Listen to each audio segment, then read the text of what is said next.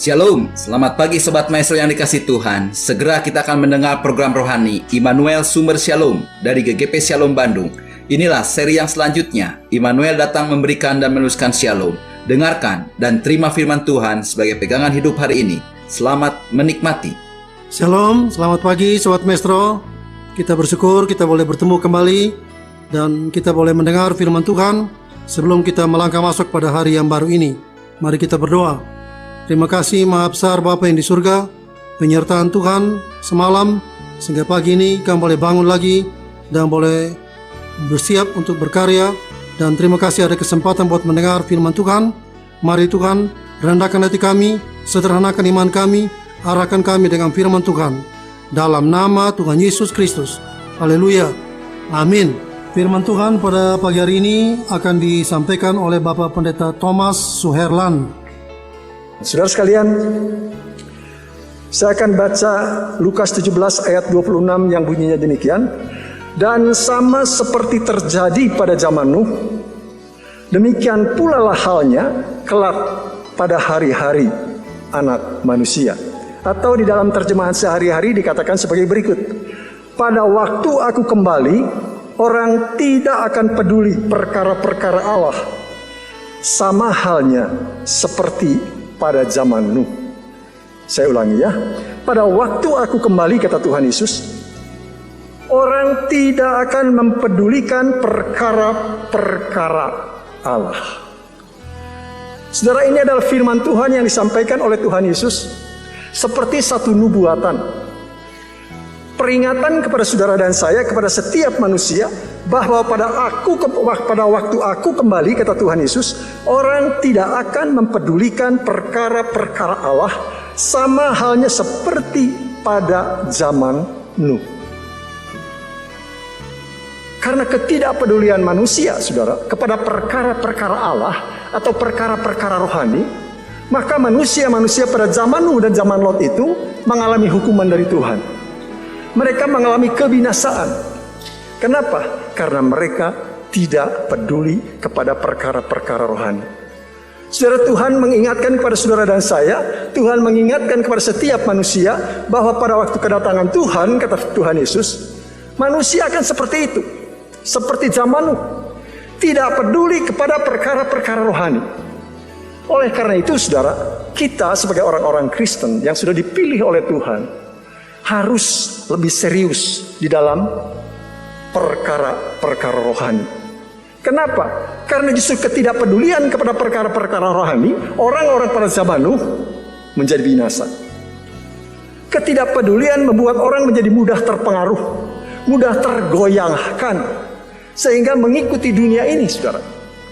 Oleh karena itu kita harus lebih serius supaya kita tidak tergoyahkan, supaya kita tidak terpengaruh oleh dunia ini, dan kita tetap berjalan sesuai dengan rencana Tuhan, kita tetap menikmati kemenangan dari Tuhan. Saudara, tema khotbah kita hari ini adalah vitangi. Mungkin saudara berpikir vitangi, apa itu vitangi? Saudara, vitangi adalah satu penyakit yang langka yang ada di satu dusun, suatu desa kecil di Swedia. Orang yang mengalami penyakit vitangi ini, saudara, dia akan mengalami ketidakpekaan bawaan terhadap rasa sakit. Ya. Jadi vitangi itu, saudara, adalah satu penyakit yang sangat langka yang ada di satu desa di Swedia.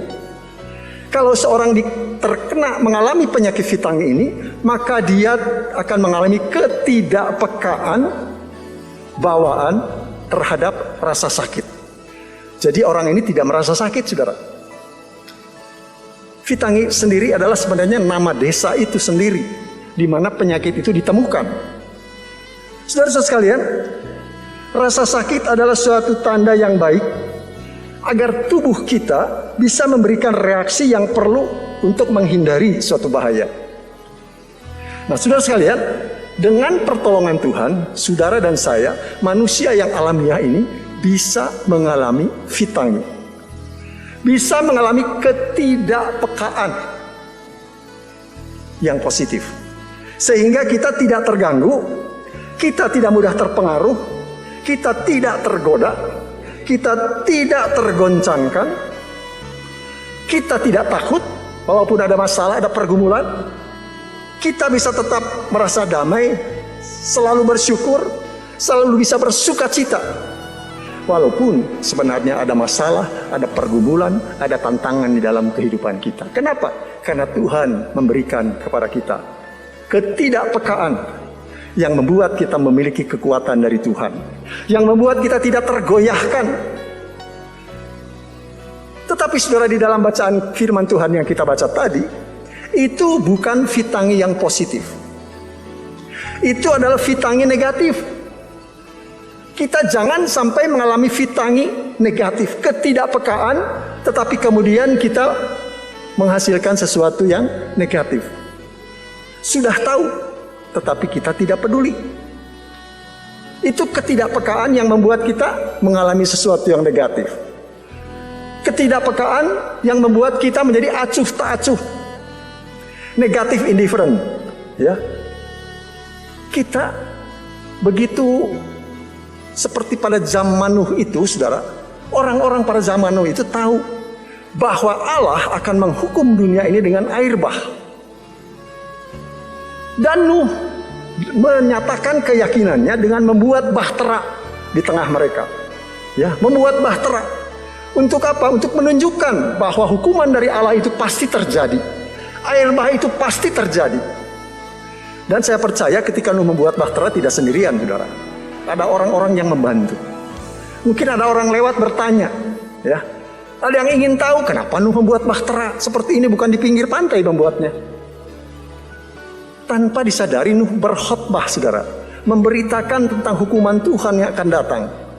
Bahwa Tuhan akan menghukum manusia dengan air bah.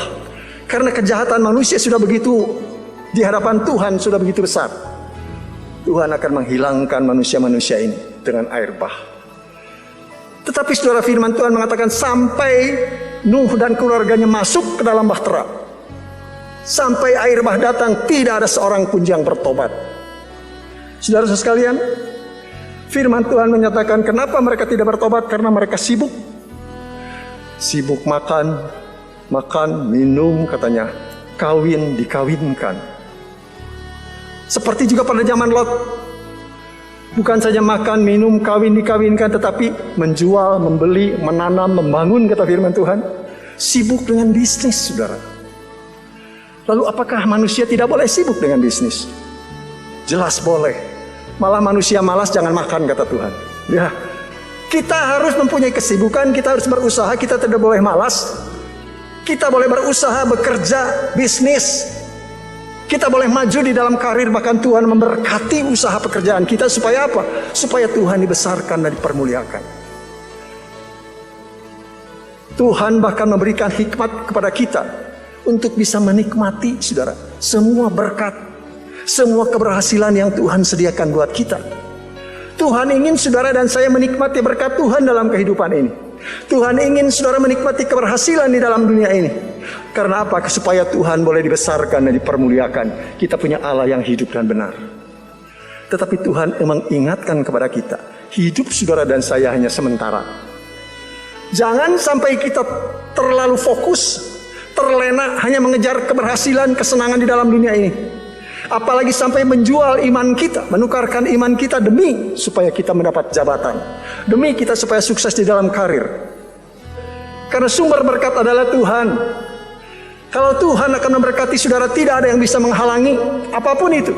Kalau itu buat saudara, apapun yang terjadi tetap akan saudara terima. Tetapi kalau bukan untuk saudara, saudara kejar sampai kapanpun, tidak akan dinikmati. Karena berkat adalah dari Tuhan, keberhasilan dari Tuhan. Tetapi Tuhan mengingatkan supaya kita tidak lupa. Jangan acuh tak acuh kepada perkara rohani. Bukankah kita sudah hafal, saudara? Kalau berolahraga, kalau membuat sehat jasmani ini terbatas gunanya. Tetapi ibadah itu mengandung janji, baik untuk hidup yang sekarang maupun untuk hidup yang akan datang. Ya. Jadi Tuhan sudah menyediakan segala berkat.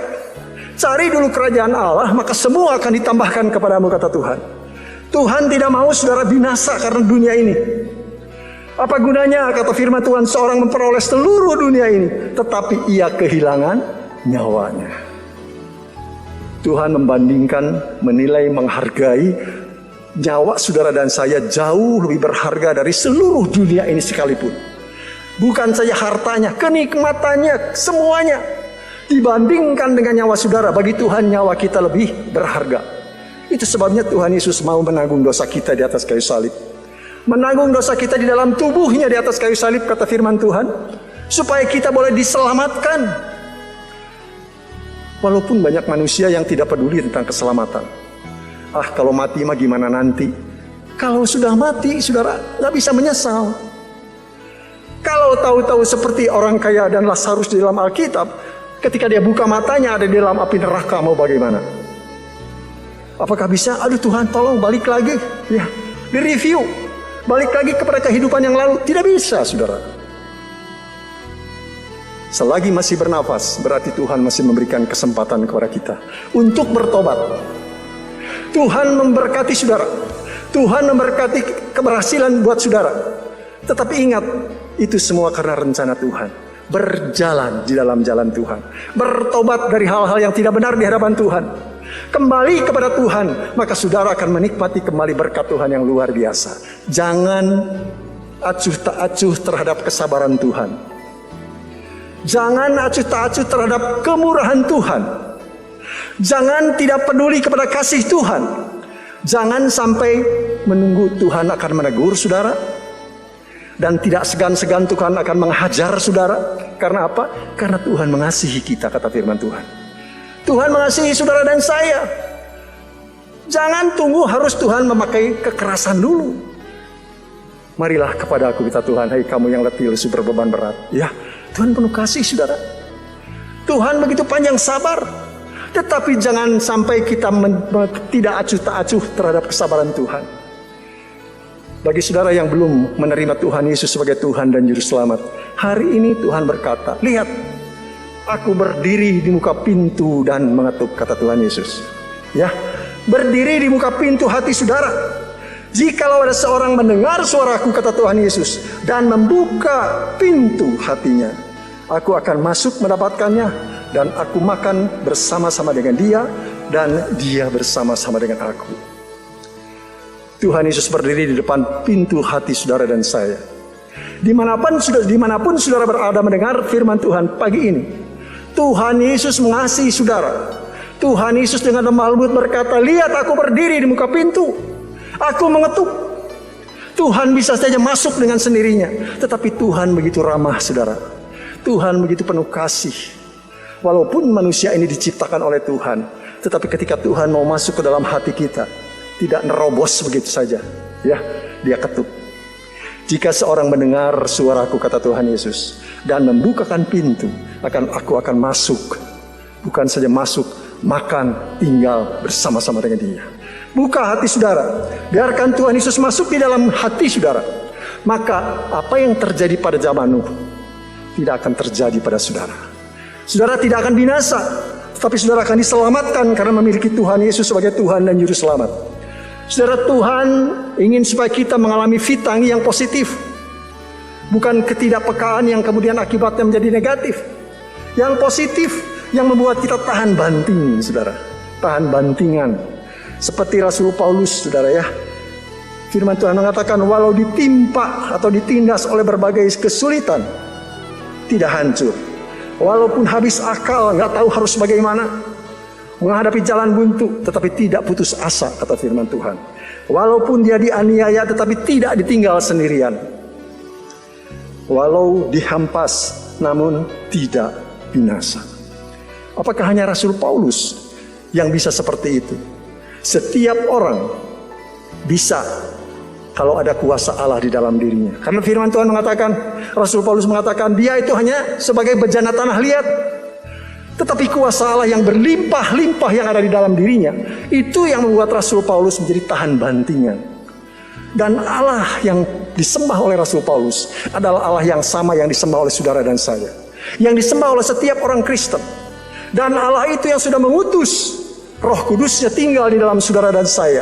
Dan Roh Kudus itu akan menjadi satu kekuatan yang luar biasa, yang membuat kita menjadi kuat, kita menjadi mampu, kita bisa bertahan. Saudara, kalau tanpa kekuatan dari Tuhan, sulit hidup di dalam dunia ini. Banyak tantangan, banyak masalah, banyak pergumulan. Tetapi Roh Kudus yang ada di dalam kita, saudara, Dia yang memberikan kita kekuatan luar biasa. Bahkan ketika kita terpuruk, kita tidak tahu harus berbuat apa, Roh Kudus yang ada di dalam kita, Dia berdoa kepada Bapa di surga sesuai dengan kehendak Tuhan bagi saudara dan saya. Luar biasa. Kita punya Tuhan yang luar biasa mengasihi kita. Kita bisa menjadi tahan bantingan, mengalami fitang yang positif karena Tuhan sudah mengutus Roh Kudus-Nya di dalam saudara dan saya. Itu sebabnya saudara, kita harus memelihara persekutuan dengan Roh Kudus. Biarkan hidup kita dipimpin oleh Roh Kudus. Biarkan hidup kita dikuasai oleh Roh Kudus. Biarkan hidup kita sungguh-sungguh menurut pimpinan dan jalan Tuhan. Maka saudara dan saya akan tahan banting karena kekuatan Allah yang ada di dalam kita. Saudara-saudara sekalian, tidak tergoyahkan dan tidak terpengaruh. Saudara dan saya sebagai orang Kristen, saudara, kita bisa tidak tergoyahkan kalau kita fokus kepada iman Kristiani. Kita fokus kepada janji-janji Tuhan. Kita fokus kepada apa yang Tuhan janjikan kepada kita untuk hidup yang sekarang ini maupun untuk hidup yang akan datang. Artinya bagaimana, saudara? Kita tetap fokus di dalam menjalani hidup ini, di dalam dunia ini, dengan beriman kepada Tuhan Yesus yang menjadi penolong kita, sumber berkat bagi kita, sumber jalan keluar bagi kita, sumber kesehatan buat kita. Jadi kita hanya fokus kepada Tuhan saja, mengandalkan Tuhan. Tidak perlu kuasa lain, tidak perlu kita berpaling iman kita kepada yang lain, karena kita hanya fokus kepada Tuhan saja. Juga untuk hidup yang akan datang, untuk kehidupan yang kekal. Terlebih lagi, firman Tuhan mengatakan tidak ada nama lain di kolong langit ini yang bisa membawa saudara dan saya selamat kecuali dalam nama Tuhan Yesus Kristus. Tetap fokus kepada iman Kristiani. Kalau saudara dan saya ingin Tuhan menggenapi janji dalam hidup saudara dan saya, kalau saudara ingin menikmati penyertaan Tuhan, perlindungan Tuhan, pertolongan Tuhan di dalam kehidupan kita, firman Tuhan mengatakan kita harus bertekun di dalam iman. Kita harus sabar melakukan perintah-perintah Tuhan. Kalau saudara dan saya tekun dan sabar berjalan sesuai dengan rencana Tuhan, maka kita tidak akan tergoyahkan. Karena kita tahu di dalam Tuhan Yesus ada segala-galanya.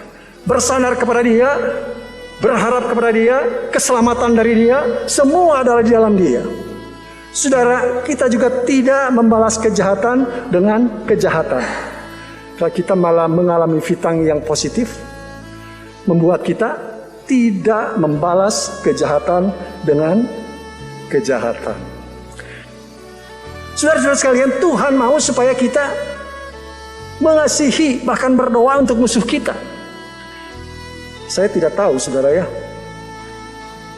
badai apa yang sedang melanda kita. Tetapi Daud bisa menghadapi badai.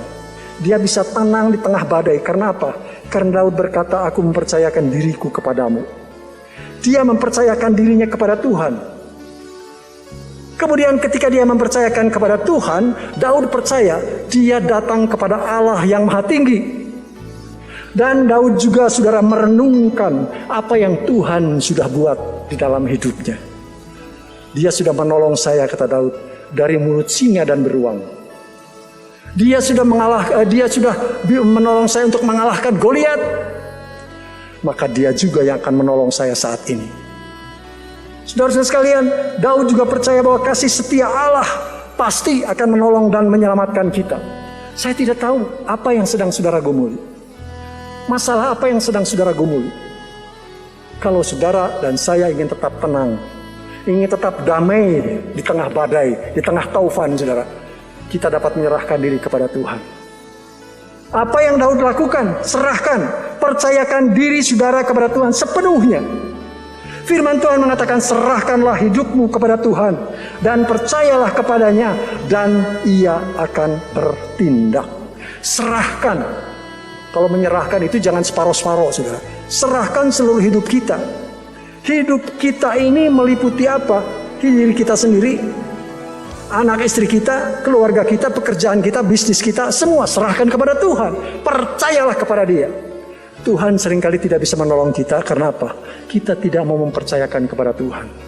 Tetapi ketika saudara berkata saya tidak bisa, ketika kita percaya saya serahkan kepada Tuhan, maka firman Tuhan mengatakan aku akan bertindak. Saudara, kita harus percaya kepada siapa kita datang. Kita juga harus memikirkan apa yang Tuhan sudah buat kita. Ketika kita terpuruk dalam masalah ini, kita renungkan berapa banyak Tuhan sudah menolong kepada kita. Tuhan yang sudah menolong akan tetap menolong kepada saudara dan saya dan terus menolong. Iman itu karena Dia mengasihi kita. Kasih setianya yang akan menolong kita, kata firman Tuhan. Ya, kita harus percaya, saudara. Walaupun orang lain bilang, wah mungkin tidak ada harapan, tetapi bagi Tuhan tidak ada yang mustahil. Kalau kita percaya kepada Tuhan sepenuhnya, saudara, maka kita akan dapat tetap tenang, damai di tengah taufan apapun. Kita dapat tetap damai di hadapan musuh.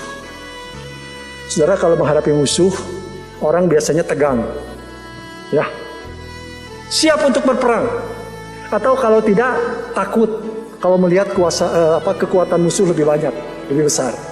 Tetapi Pemazmur 23 mengatakan, Engkau menyediakan hidangan bagiku di hadapan lawanku.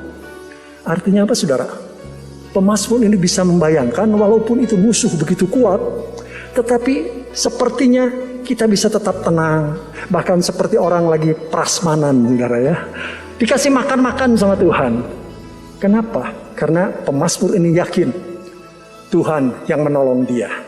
Tuhan yang melindungi dia. Tuhan yang menopang dia. Tuhan yang menaungi dia. Dan Tuhan yang akan memberikan kemenangan kepada dia. Kalau kita punya iman seperti itu, maka walaupun musuh itu besar, kita bisa tetap tenang. Karena kita melihat Allah lebih besar daripada segala musuh kita. Saudara-saudara sekalian, Tuhan juga mau supaya kita tetap bersyukur dan bersukacita dalam segala keadaan. Pak Thomas kalau ngomong mah gampang katanya. Ya. Kalau lagi nggak ada masalah mah bersyukur mah gampang. Tetapi kalau lagi masalah banyak, boro-boro bersyukur, cenderung ngomel, saudara. Tetapi kita bisa bersyukur walaupun banyak masalah. Ya, Rasul-Rasul bilang, aku bisa menghibur kamu karena penghiburan yang Allah berikan kepadaku. Artinya apa? Rasul Paulus, Petrus, Yohanes juga punya masalah. Tapi Tuhan memberikan kekuatan, kemenangan, sehingga dia bisa menolong orang lain yang dalam kesusahan. Saudara-saudara sekalian, kita tidak akan takut, kita bisa bersyukur di dalam segala keadaan, bisa bersukacita kalau kita bisa menyerahkan semua masalah kita kepada Tuhan. Mempercayakan kepada Tuhan. Kita percaya, Tuhan pasti menyelesaikan. Maka kita bisa bersukacita, saudara. Kita tetap berdoa, maka kita akan melihat pertolongan Tuhan dalam hidup kita. Saudara-saudara sekalian, yang terakhir biarlah saudara dan saya tetap memiliki iman yang sederhana. Iman yang sederhana bisa membuat kita diselamatkan. Walaupun dunia ini berkata hikmat, dunia ini berkata salib adalah kebodohan. Berita Injil karena memberitakan salib juga dianggap kebodohan. Tetapi Tuhan membenarkan orang yang percaya karena kebodohan Injil, kata firman Tuhan. Karena pemberitaan kebodohan Injil ini, Tuhan menyelamatkan. Tuhan tetap mau menjadikan saudara dan saya orang-orang yang diselamatkan oleh Tuhan. Tetap memiliki iman yang sederhana. Kata orang lain, Injil ada kebodohan, tetapi bagi kita kekuatan Allah yang menyelamatkan. Ya, melalui iman yang sederhana, saudara akan menikmati pertolongan Tuhan. Saudara akan menikmati keselamatan. Saudara akan memiliki vitangi yang positif, sehingga kita dapat menang atas segala masalah dan persoalan. Saudara-saudara sekalian, kita tidak mungkin tidak ada masalah. Masalah akan ada saja. Menghadapi banyak mungkin masalah, tetapi Tuhan dapat menolong kepada kita. Kita memiliki vitangi positif. Kita tidak tergoyahkan, kita tidak terpengaruh walaupun dunia ini seperti apapun. Bahkan kita bisa menikmati kemenangan karena tangan Tuhan memegang saudara dan saya. Amin. Mari kita berdoa. Terima kasih Maha Besar Bapa yang di surga. Tuhan telah berbicara, Tuhan telah berfirman. Biarlah Tuhan juga yang menyempurnakan, meneguhkan dan membenarkan setiap firman yang telah kami dengar pada pagi hari ini. Dan Tuhan sendiri juga yang memimpin kami dalam seluruh kegiatan kami pada hari ini. Tuhan memberkati semua yang telah mendengar pada pagi hari ini. Yang sakit Tuhan sembuhkan, Yang lemah Tuhan kuatkan, yang ragu-ragu Tuhan mantapkan.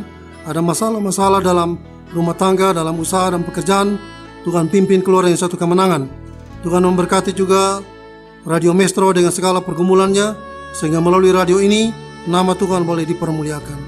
Dalam nama Tuhan Yesus Kristus. Haleluya. Amin. Kita telah mendengarkan firman Tuhan yang berkuasa, meneguhkan, menyegarkan, bahkan memulihkan kita. Kalau saudara ingin pelayanan konsultasi lebih lanjut, saudara bisa menghubungi GGP Shalom, Jalan Semar nomor 36 Bandung, telepon 6012-604. Saudara-saudara yang belum mengambil keputusan di mana saudara akan hidup berjemaat, saudara dan keluarga bisa berbakti bersama kami pada hari Minggu, jam 7, jam 9 pagi, dan setengah 5 sore. Kami mengundang dan menanti saudara sampai bertemu kembali pada waktu dan gelombang yang sama. Tuhan memberkati.